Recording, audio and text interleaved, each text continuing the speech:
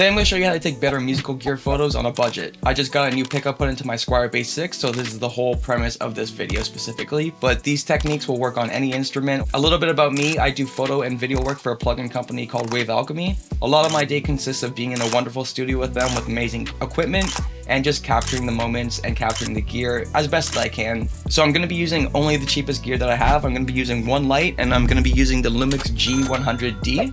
This is a really cheap camera. It's on sale right now for $550 and it comes with the kit lens. I'm only using the kit lens just to show you what you can do with the bare bones equipment. So Panasonic Canada sent me this camera to make videos with basically, but also because I want to buy one for myself because I love the idea of having a small camera. One thing to keep note is that there isn't like a mechanical shutter, so I don't know. Some people might get bothered by that. I haven't had a single issue with it. I really love it. There's also like a pop-up flash. Having something that's capable and better than your iPhone is obviously important. So the camera actually does some pretty good video. It is marketed as a vlogging camera. I personally think it's better as a photography camera and a travel camera than it is as a video camera, especially with the kit lens, because with the kit lens, there's no manual focus ring. So the way that you have to manual focus, you have to go in, select manual focus, and then it's just a nightmare, trust me. It's got this nice little flippy screen here. The way that I normally use it, especially with photography, is I have this screen here, and then while I'm composing my image, you can use your thumb to choose where the autofocus point's gonna go.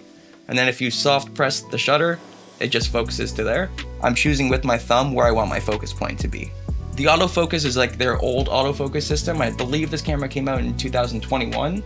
So for video, it isn't the best camera like the Lumix S5 2X, but if you're just getting started, like, you have to make sacrifices, obviously. I think it's an amazing value for the camera that you get. Even the video quality, I've used it to do some of the behind the scenes on some music videos that I've done. Photography work, just like showing setups. One thing about the video quality that's kind of a pro and a con at the same time, it only shoots in 8-bit footage. But the good thing about that is there's a free version of DaVinci Resolve, which is an amazing editing software for video. It's what Hollywood uses for color grading. The free version only lets you bring in 8-bit footage. If you bring in 10-bit, it's only going to be the audio. So that's really nice to know that you have a whole system just by buying a $550 camera with the lens. I'm gonna give us the benefit of the doubt and assume that we know it's gonna go for social media, so we're gonna go for like something like a 4:5 aspect ratio. On Lumix cameras, you're allowed to do frame markers. So right now, that blue there tells me that that's gonna be my 4:5. Normally, what you would start out with, going as wide as possible on this lens, which is a 12mm. And without even zooming in, we're gonna go as close as we can to the guitar to make sure that we get the whole thing in there. While looking at this picture, you're gonna say, it's kind of busy. Improve our composition a bit by putting it just straight on the couch. And you know, we're using the overhead lights here because maybe we just don't know that we can use other lights and shape our image. And again, we're basically as wide as possible just to make sure that we can get the whole guitar in our photo. Let's try to ramp it up a little, still using the house lights, but let's change our composition by maybe moving the camera to a more interesting section. Already I'm kind of annoyed by how reflective the guitar is. I can see the overhead lights and it's pretty distracting. Let's just go head on. You realize that it's not exactly the photo that you want. Let's change the composition a bit. Photo's cool, but it's not good, to be honest. All of our lights coming straight at the guitar and we're not getting any kind of shadows or anything like that. Very quickly, very easily, using an external light, a very budget light, just get some shape and some shadow. So now we're set up on this corner of the room. I'm gonna turn the house lights on just so you can see how flat it's gonna look.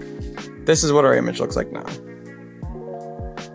As soon as you see it with the lights off, you'll notice. Now we can focus the light and angle it exactly where we want so that we get the desired image. But as you can see, if we were just getting the entire guitar, we're getting a lot more shape. We're getting the shadow over here flat, and that's because we're shooting exactly from where the light is. If we were to come over here, we're getting those shadows coming in there, which is pretty cool to me. It's not 100% there yet, but it's definitely much better. The longer those shadows are gonna be, which is really cool to me. See, I find that super interesting right now. So let me take a picture from the front and from the back, and that's better.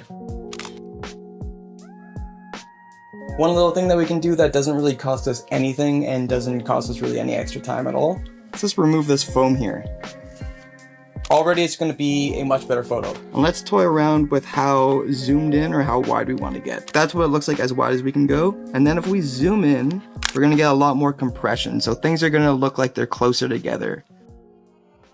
We can also really shape the image with the barn doors that are on the light itself. So these are the barn doors here, these things. And by basically pushing them in and out, we can really focus where we want the light to be on the guitar. That's cool.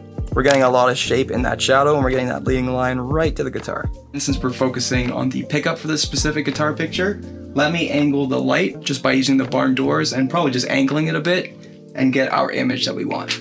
Another really cool feature about this light specifically is that you're able to shape it like a spotlight. It is kind of like a really cheap, really light, low budget spotlight. All the knobs, all of like basically all the features about it, you can tell it's budget, but it's really cool. I like the quality that you can get out of like an under $100 light, which is sick.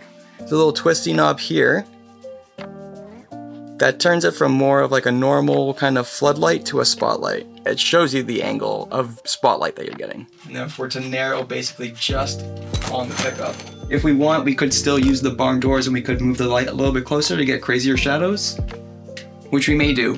Another cool feature about this light, and this isn't a review at all, it's just like I'm surprised that this light has this many options for the price that it has. We can also change the color temperature from like a tungsten kind of light to more of like a daytime one. Since I'm shooting raw images, I do have the flexibility to later go into Lightroom and change this. It's cool to have this function to change the color of the light inside and not only in the camera. If we were to take an image like we were before, just taking it flat on with the guitar, it still ends up being fairly flat looking. We have these knobs right here, and they're pointing in whatever direction, but obviously we can set them so that they're pointing directly at the pickup, since the pickup is our focus point for this entire video.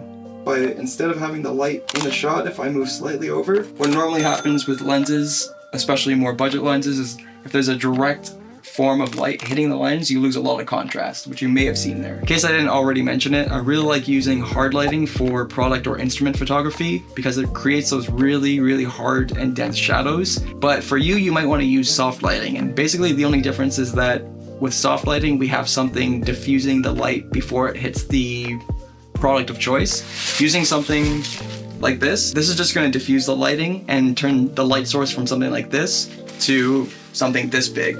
And the reason it becomes soft is because the light source becomes a lot bigger and therefore illuminating more. And I personally don't like this for a few reasons. For one, it's really hard to not get the light source in the image itself because the light source is now 20 times bigger than it was before. The other issue with this is that if you don't have a very bright light, it completely kills the lighting.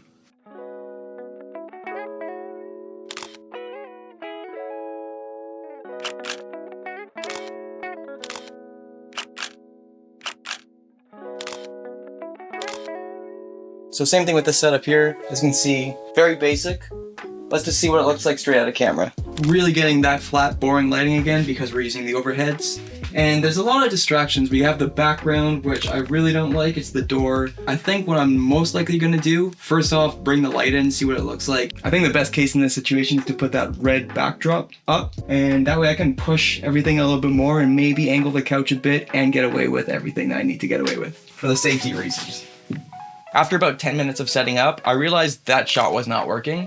One big tip that I have for you is just take the extra effort. If it takes you like 10-15 minutes to just set up somewhere else and you're gonna get a better result, it's always worth taking that extra effort. I think before, the white walls were just like bouncing light back and forth. I really don't like that. So this is basically what it's looking like right now, which is not bad. Let's again just like experiment with framing. And then I'm thinking I'm probably gonna do something for like a more interesting kind of shot. I also want to create a little bit of like a texture background. So I like that there's Rumpelstiltskins in here. I'd say it's always worth backing up or getting closer and either zooming in or zooming out to really mess with the distortion of the lens. Going wider with the lens and closer to your subject of interest, it kind of brings more hugeness basically to that smaller item. So that's cool. Now let's just experiment with adding stuff to the frame.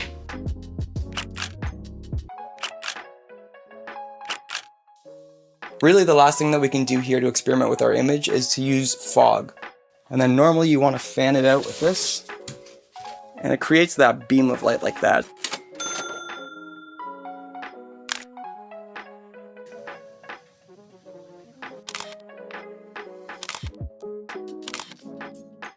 I want to try a couple where I put the red backdrop on the ground. Let's try all red. If I were you and you wanted to get started in this kind of venture, I would get the cheapest possible camera that you can, whether it's used or not, and just invest in like a really budget light or a flash at first and just get introduced into that, because you'll even see like with the kit lens, it's not the fastest, it's not the brightest, but it doesn't matter because when you shape your image with light, that's everything. An important thing to remember when it comes to anything creative is that photography, music, video, they're all art forms. So you're gonna develop your own style. I've only been doing this 3 years, but I'm shaping it more and more. At first, you're gonna just basically copy what you see online, what you see from some of your favorite photographers and stuff like that. And there's nothing wrong with that. Take the time and go out and shoot a lot, experiment a lot with lighting. The reason I love this camera is that it's so small and so light that I'm actually like going out to shoot. If you're a guitar player and you're interested at all in learning how to record your own guitar playthroughs, check out any of these videos right here. Thank you so much, and I'll see you in the next one.